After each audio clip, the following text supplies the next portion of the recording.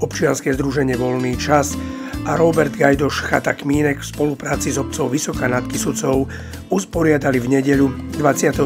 septembra v poradí už 17. ročník behu na chatu Kmínek. Štart behu bol pri železničnej zastávke Nižný Kelčov a cieľ pri chate Kmínek. Trať merala 5,2 km a mala prevýšenie 325 metrov. V 8 vekových kategóriách trasu zdolalo 42 bežcov, 12 z nich bolo z Českej republiky.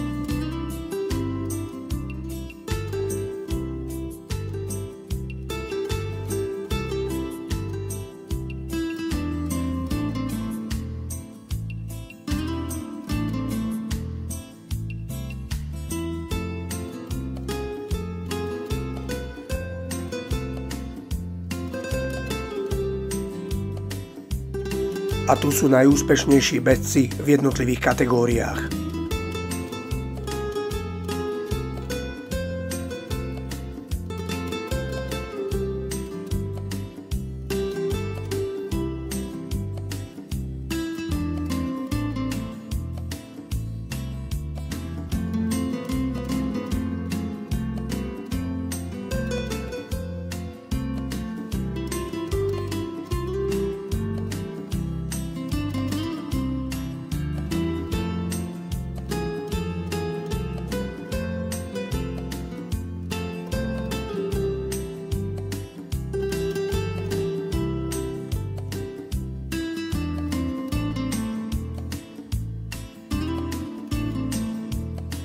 Kompletnú štartovaciu listinu i s výslednými časmi nájdete na oficiálnej stránke obce Vysoká nad Kysucou.